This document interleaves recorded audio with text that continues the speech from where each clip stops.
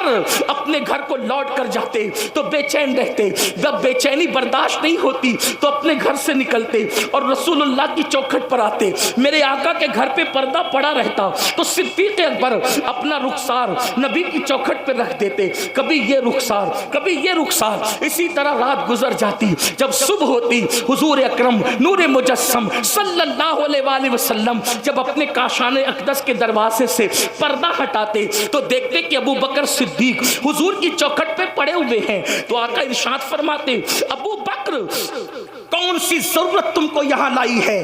تو صدیق اکبر کہتے یا رسول اللہ آپ کے بغیر میرے گھر میں مجھے چین نہیں آتا، مجھے قرار نہیں آتا، تو جب چین نہیں آتا تو میں سوچتا کہ آپ کا چہرہ نہ صحیح آپ کی چوکھٹ پر رات گزار دوں تاکہ جب صبح ہو سب سے پہلے ابو بکر کسی کا چہرہ دیکھے تو اپنے محبوب محمد رسول اللہ کا چہرہ دیکھے، اور سب سے پہلے غلاموں میں نبی کی نظر جس پر پڑے وہ ابو بکر صدیق پر پڑے۔ یہ صدیق اکبر ہے، یہ صدیق اکبر کا عشق رسول ہے، افضل البشر بعد الانبیاء بالتحقیق سیدنا صدیق اکبر، جن کے بارے میں اقبال کہتے ہیں پروانے کو چراغ تو بلبل کو پھول بس، صدیق کے لیے تو خدا کا رسول بس۔ نعرہ تکبیر، نعرہ رسالت، مسلک اعلی حضرت فیضان ابو بکر صدیق، سیرت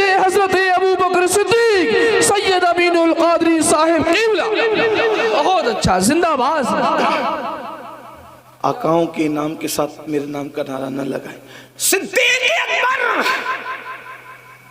صدیق اکبر جن کو رسول اللہ کا اتنا قرب نصیب تھا کہ حضور اپنے مصلی پر ان کو کھڑا کرتے، ہجرت کی رات ساتھ لے جانا ہے تو ان کو لے جاتے، غار میں ان کو رکھتے ہیں، حضور ان کی مانڈی پر سر رکھ کر آرام کرتے۔ جب ہم حضور کو ان کی مانڈی پر ان کے زانوں پر سر رکھ کے آرام کرتے دیکھتے ہیں تو عشق و محبت والے یوں کہنے لگتے ہیں دنیا قرآن کو گود میں رکھے گی لیکن ابو بکر تیری قسمت کو سلام، تو نے صاحب قرآن کو اپنی گود میں لے کر کائنات کی رانائیوں کو اپنی گود میں سمیٹ لیا۔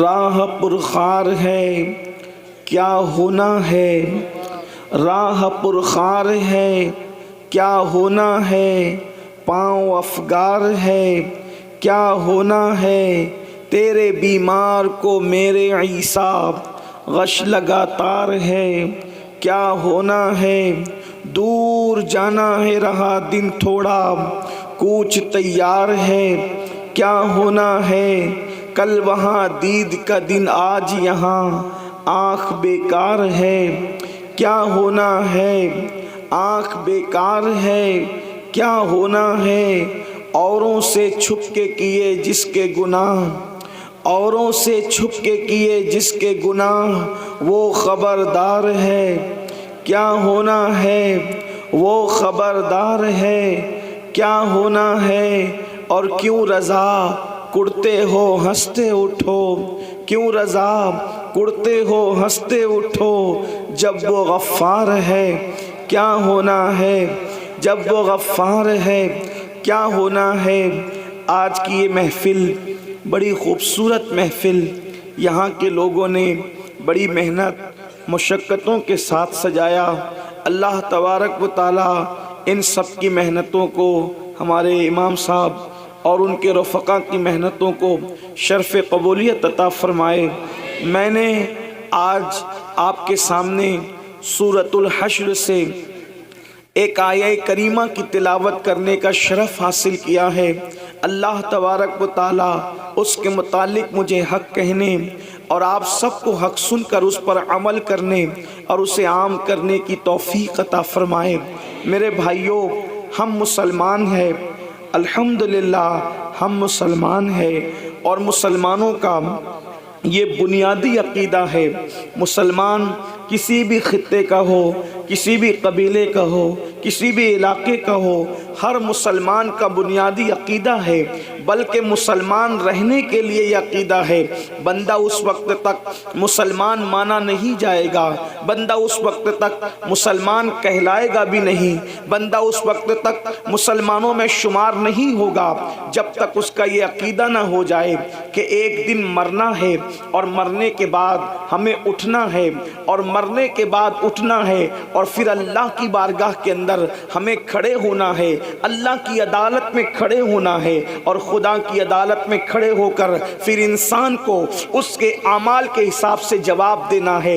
इंसान ने अपनी ज़िंदगी पैदा होने से लेकर मौत की आखिरी हिचकी तक कहाँ गुजारा, क्यों गुजारा, किस तरह गुजारा, किस काम में गुजारा, इन सारी चीज़ों के बारे में अल्लाह तबारक व तआला हमसे पूछेगा।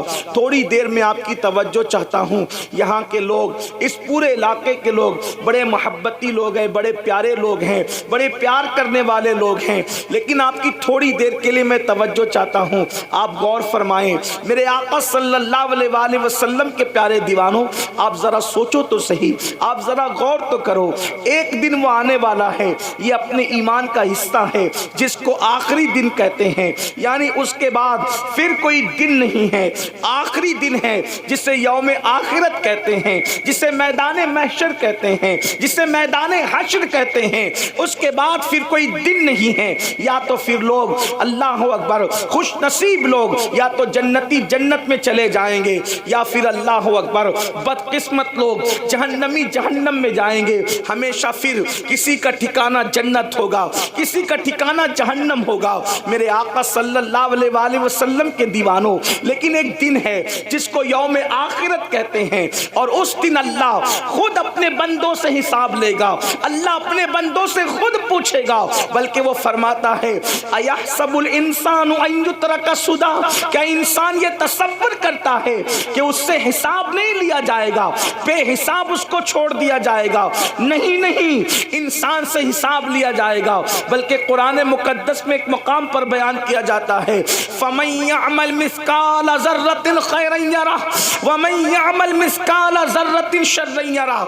एक जर्रे के बराबर अगर तुमने नेकी की होगी, अल्लाह तुम्हें वो भी दिखाएगा।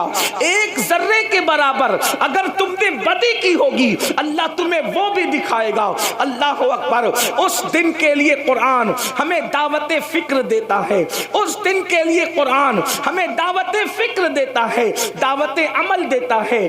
अब मेरी गुजारिश वॉलंटियर से भी है कि वो भी चुप खामोश बैठ जाएं।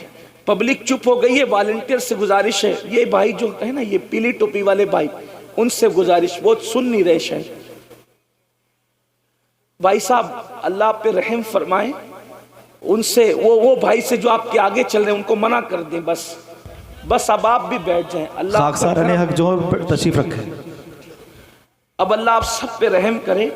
देखिए आप लोग मोहब्बत बहुत करते हो और अल्लाह ये करे ये मोहब्बत कबूल हो और यही मोहब्बत हमें आखिरत में निजात की राह की तरफ ले जाए। देखो सब लोग बहुत सुकून से सुन रहे हैं, अब कोई किसी को कुछ न कहे, वॉलंटियर भी अपनी जगह ले ले।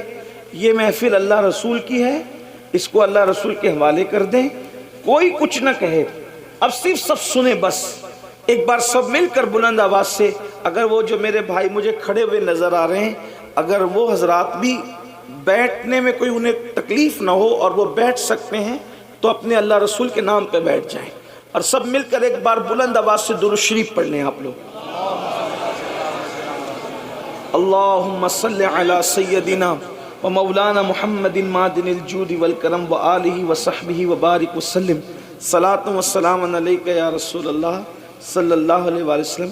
मैं बात आगे बढ़ाने से पहले एक बात आपसे कहता हूँ, इसको दिल पे लिख के ले जाना, अगर हो सके तो गांठ बांध लेना दिल के पल्लू में।